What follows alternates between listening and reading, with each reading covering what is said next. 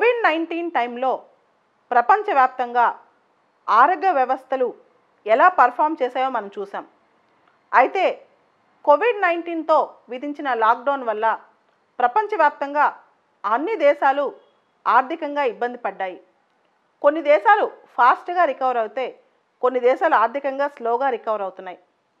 భారతదేశ విషయానికి వస్తే అసలు కరోనా లాక్డౌన్ వల్ల మన ఆర్థిక వ్యవస్థ ఎటువంటి ఇబ్బంది పడింది, ఇప్పుడు అసలు ఎంతవరకు రికవర్ అయింది అనే చర్చ ఆర్థికవేత్తల్లో ఉంది.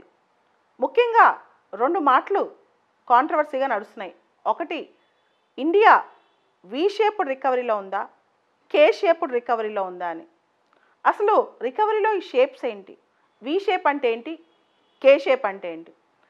మనందరికి తెలుసు కదా, వి ఆకారం షార్ప్గా డిక్లైన్ అవటం, అంతే షార్ప్గా రైజ్ అవటం, అంటే క్విక్గా పడిపోవటం, అంతే క్విక్గా మళ్ళీ రైజ్ అవటం వి షేప్లో మనకు కనిపిస్తూ ఉంటుంది.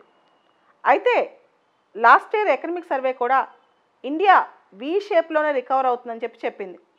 కానీ చాలామంది ఆర్థిక నిపుణులు మాత్రం లేదు వి షేప్ రికవరీ కాదు, ఇది ఎంతో కొంత రికవరీ కనిపిస్తుంది కానీ అది కే షేప్ రికవరీ అంటున్నారు.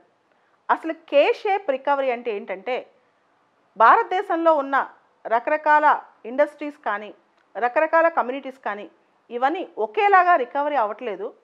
కొన్ని ఇండస్ట్రీస్ కొన్ని సెక్టర్స్ ఫాస్ట్గా రికవర్ అవుతున్నాయి, కొన్ని స్లోగా రికవర్ అవుతున్నాయి. కే షేప్ రికవరీ అంటే ఇండస్ట్రీస్ని బట్టి, దాని ప్రాంతాన్ని బట్టి, ఆ సిచ్యువేషన్ బట్టి ఒక్కొక్క ఇండస్ట్రీ ఒక్కొక్కలాగా రికవర్ అవుతుంది. మనం గమనిస్తే కరోనా టైంలో కొన్ని ఇండస్ట్రీస్ బాగా కుదేలైపోయాయి. ఉదాహరణకి టూరిజం, హాస్పిటాలిటీ సెక్టర్. అయితే కొన్ని ఇండస్ట్రీస్ చాలా బాగా డెవలప్ అయ్యాయి. ఉదాహరణకి వెబ్ కాన్ఫరెన్సింగ్ ఇలాంటివి. మనందరికీ తెలుసు కరోనా టైంలో అందరూ జూమ్ మీద పడ్డారు. అలాంటివి కొన్ని రికవర్ అయ్యాయి, ఐటీ సెక్టర్ ఇలాంటివి. కానీ కొన్ని మాత్రం బాగా కుదేలయ్యాయి అన్నమాట. సో ఈ పరిస్థితిలో ఇక్కడ కావాల్సింది ఏంటంటే, భారతదేశం కే షేప్లో రికవర్ అవుతుంది, వి షేప్లో కాదు. కనిపించే రికవరీ కొన్ని సెక్టర్స్లో బాగుంది, కొన్ని సెక్టర్స్లో బాగాలేదని ఆర్థిక నిపుణులు చెప్తున్నారు. ఈ సందర్భంగా అసలు రికవరీలో ఎలాంటి షేప్స్ ఉంటాయి, పాపులర్గా ఎలాంటి మాటలు వాడతారంటే, ఈ కే షేప్ రికవరీ కాన్సెప్ట్ ఈ మధ్య న్యూస్లోకి వచ్చింది, ఇప్పుడు ఎక్కువ పాపులర్ అయింది ముందు నుంచి ఉన్న. వి షేప్, కే షేప్ ఇవి కాకుండా యూ షేప్ రికవరీ అంటారు. అంటే స్లోగా ఎకానమీ డౌన్ఫాల్ అవుద్ది, మళ్ళీ స్లోగా రికవర్ అవుద్ది. అలానే అది యూ షేప్ అనమాట, అంటే స్లోగా డౌన్ అవుద్ది, మళ్ళీ స్లోగా రికవర్ అవుద్ది అనమాట. డబ్ల్యూ షేప్ కూడా ఉంటుంది. డబ్ల్యూ షేప్ అంటే ఒక్కసారి డౌన్ఫాల్ అవుద్ది, కొంచెం రికవర్ అవుద్ది, మళ్ళీ డౌన్ అయ్యి మళ్ళీ రికవర్ అవుద్ది. అదే డబ్ల్యూ షేప్లో ఒకసారి డౌన్ అవుద్ది, కొంచెం రికవర్ అవుద్ది, మళ్ళీ డౌన్ అవుద్ది, మళ్ళీ బాగా రికవర్ అవుద్ది అనమాట. దాన్ని డబ్ల్యూ షేప్ అంటారు. తర్వాత L shaped recovery. L shaped అంటే పడిపోయిన తర్వాత లేవటానికి చాలా కాలం తీసుకుంటుంది, అన్నిటికైనా వర్స్ట్ సిచ్యువేషన్ అనమాట. ఎల్ అంటే ఎల్ షేప్లో ఎకానమీ కింద పడిపోద్ది, తర్వాత అంతే ఫ్లాట్గా కింద పడిపోయే ఉంటుంది అనమాట. So it is very very less optimistic L shaped.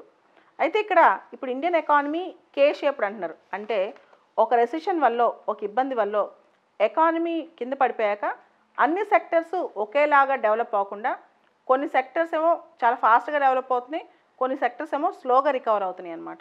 దాన్ని కే షేప్డ్ అంటారు. నిన్న హిందూ పేపర్లో దీనికి సంబంధించే ఒక ఆర్టికల్ వచ్చింది, pointers that India is witnessing in a K shaped recovery అని. అసలు కే షేప్డ్ రికవరీలో అసలు ఇండియా ఏం చూస్తుందని. ముందుగా ఆర్టికల్లో ఏం రాశారు అంటే, భారతదేశంలో కొన్ని ఇండస్ట్రీస్ బాగా కుదేలయ్యాయి. ముఖ్యంగా టూ వీలర్స్.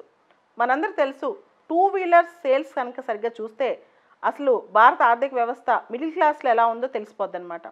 ఈ సంవత్సరం 3 to 6% టూ వీలర్ ఇండస్ట్రీ ఎంత పడిపోయిందంటే 3 to 6% లాస్ట్ ఇయర్తో కంపేర్ చేస్తే బాగా పడిపోయిందంట. అంటే అక్కడే మనకు అర్థమవుతుంది ఎంత ప్రాబ్లం ఉందో అనేది. ఎందుకంటే టూ వీలర్స్ ఎక్కువ మిడిల్ క్లాస్ వాళ్ళు కొంటారు. మనం గమనిస్తే కార్స్, ప్రీమియం కార్స్ అంటే బెంజ్ కార్లు, బిఎండబ్ల్యూలు ఇలా పెద్ద పెద్ద కార్స్ ఉంటాయి కదా, వాటిలో పెద్ద తేడా రాలేదు, వాళ్ళ బిజినెస్లో పెద్ద తేడా రాలేదు. టూ వీలర్ సేల్స్లో బాగా తేడా వచ్చిందంట. అదేవిధంగా భారతదేశంలో ప్రోగ్రెసివ్ ట్యాక్సేషన్ మనందరికి తెలుసు. నువ్వు ఎక్కువ సంపాదిస్తే డైరెక్ట్ ట్యాక్స్లు ఎక్కువ కడుతూ ఉంటాయి. అయితే ఈ మధ్య మనం చూసాం, నెమ్మదిగా కార్పొరేషన్ ట్యాక్స్ తగ్గించారు. డైరెక్ట్ ట్యాక్సెస్ వాళ్ళకి ఎక్కువ ఇబ్బంది జరగట్లేదంట. పేదవాళ్ళ మీద ఇండైరెక్ట్ ట్యాక్సెస్ ప్రభావం ఎక్కువ పడుతుంది. అంటే పరోక్ష పన్నులు, ప్రత్యక్ష పన్నులు కాకుండా పరోక్ష పన్నులు అన్నమాట. అదేవిధంగా గవర్నమెంట్ ఈ సంవత్సరం బడ్జెట్ అలొకేషన్లో ఎంజీ నరేగా మహాత్మా గాంధీ జాతీయ ఉపాధి హామీ పథకంలో బడ్జెట్ కోత దాదాపు 34% విధించింది. ఎంజీ నరేగాలో వచ్చే కొంత డబ్బులు లాస్ట్ ఇయర్ పేమెంట్స్కి కూడా వెళ్ళిపోయాయంట. సో ఆల్రెడీ గత సంవత్సరంలో 50 లక్షల పైగా ఉద్యోగాలు పోయాయి. అందరూ కూడా మహాత్మా గాంధీ జాతీయ ఉపాధి హామీ పథకం లాంటి వాటిపైన ఆధారపడ్డారు. ఇప్పుడు ఈ సంవత్సరం బడ్జెట్ అలొకేషన్లో ఎంజీ నరేగా అలొకేషన్ కూడా బాగా తగ్గిందంట. ఇది కూడా ఎఫెక్ట్ అవుతుందని చెప్పొచ్చు. దీంతో పాటు అమెరికాలో చాలా యూరోపియన్ కంట్రీస్లో కోవిడ్-19 లాక్డౌన్ వచ్చిన తర్వాత ఆ దేశాలు వాళ్ళ ఇండస్ట్రీస్కి, వాళ్ళ కంపెనీస్కి, వాళ్ళ ఎంప్లాయర్స్కి చాలా మంచి ప్యాకేజెస్ ఇచ్చాయి. స్టిమ్యులస్ ప్యాకేజెస్ అంటాం. మనందరికి తెలుసు అమెరికాలో కూడా ఖాళీగా కూర్చున్న స్టిమ్యులస్ ప్యాకేజెస్ వల్ల కంపెనీలు రన్ చేయించగలిగారు లాక్డౌన్ టైంలో. ఇండియాలో చాలా స్కూళ్ళు, చాలా కంపెనీసు, చిన్న చిన్న ఇండస్ట్రీస్ అన్నీ మూతపడ్డాయి, స్మాల్ స్కేల్ ఇండస్ట్రీస్ సహా. కానీ అమెరికాలో ఆ పరిస్థితి రాలేదు. దానికి కారణం అప్పుడున్న అమెరికన్ ప్రెసిడెంట్ డొనాల్డ్ ట్రంప్ గారు భారీగా స్టిమ్యులస్ ప్యాకేజ్ ఇచ్చారు. ఎప్పుడైతే స్టిమ్యులస్ ప్యాకేజ్ వచ్చిందో అప్పుడు గ్రోత్ ఆటోమేటిక్గా కంటిన్యూ అయింది. కీన్స్ కూడా ఆల్రెడీ ఒకప్పుడు చెప్పారు, ఫేమస్ ఎకానమిస్ట్ కీన్స్. ఎప్పుడైతే గవర్నమెంట్ స్పెండింగ్ ఎక్కువ ఉంటుందో అప్పుడు ఎకనమిక్ గ్రోత్ కూడా రిలేషన్ అవుతుందని మనీ మల్టిప్లయర్ కాన్సెప్ట్ అనే ఒక కాన్సెప్ట్ కూడా ఇచ్చారు. నువ్వు ఎప్పుడైతే స్పెండింగ్ బాగా చేస్తుంటావో గవర్నమెంట్ వెల్ఫేర్ స్కీమ్స్ కానీ వీటన్నిటిలో ఆటోమేటిక్గా ఎకనమిక్ గ్రోత్ మీద దాని ప్రభావం ఉంటుంది అని చెప్పి ఇప్పుడు చాలా రిచ్ కంట్రీస్లో మనకి ఆ సక్సెస్ కనిపిస్తుంది. కరోనా ప్రభావం అన్ని దేశాల మీద ఒకేలాగున్నా కానీ లాక్డౌన్ ప్రభావం మాత్రం భారత్ లాంటి దేశాల మీద ఎక్కువ పడిందనమాట. ఆ తర్వాత మనం భారతదేశంలో చూస్తే స్టాక్ మార్కెట్స్ కరోనా టైం తర్వాత కూడా ఇప్పుడు బాగా పుంజుకుంటున్నాయి.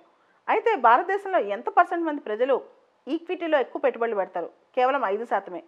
అంటే స్టాక్ మార్కెట్స్లో భారతదేశం వచ్చే లాభం అన్ని స్టాక్ మార్కెట్స్ బాగా పుంజుకుంటే అది అందరికీ లాభం కాదు, కేవలం మ్యాక్సిమం 5% ప్రజలకు కొంత లాభం చేకూరవచ్చు. సో అదేవిధంగా భారతదేశంలో మనం చూస్తే కరోనా ప్రభావంతో నష్టపోయింది పేద దిగువ మధ్య తరగతి వాళ్ళే. ఎగువ మధ్య తరగతి వాళ్ళు, రిచ్ క్లాస్ పీపుల్ అంతేమి నష్టపోలేదు, వాళ్ళ పనులు వాళ్ళు చేసుకుంటూనే ఉన్నారు. సో ఫైనల్గా ప్రభుత్వం కనుక పేదవాడి వెల్ఫేర్ కనుక పట్టించుకుంటే కరోనా ప్రభావం కొంచెం తగ్గేది. ముఖ్యంగా మనం చూసాం క్రూడ్ ఆయిల్ ఈ ప్రైజెస్ పెరగడం వల్ల ఎసెన్షియల్ గూడ్స్ ప్రైజెస్ కూడా బాగా పెరిగాయి. జీతాలు మాత్రం కరోనా ప్రభావంతో అంతే ఉన్నాయి, కానీ ఆదాయం తగ్గింది, ఖర్చులు పెరిగాయి. ఈ పరిస్థితిలో పేదవాడిని ఎవరు పట్టించుకుంటారు అనే దృష్ట్యా ఈ కే షేప్డ్ రికవరీలో ఏ ఇండస్ట్రీస్ అయితే స్లోగా రికవర్ అవుతున్నాయో ఆ ఇండస్ట్రీస్ని అభివృద్ధి చేయాల్సిన బాధ్యత ప్రభుత్వం చేతిలో ఉందని ఎక్స్పర్ట్స్ చెప్తున్నారు.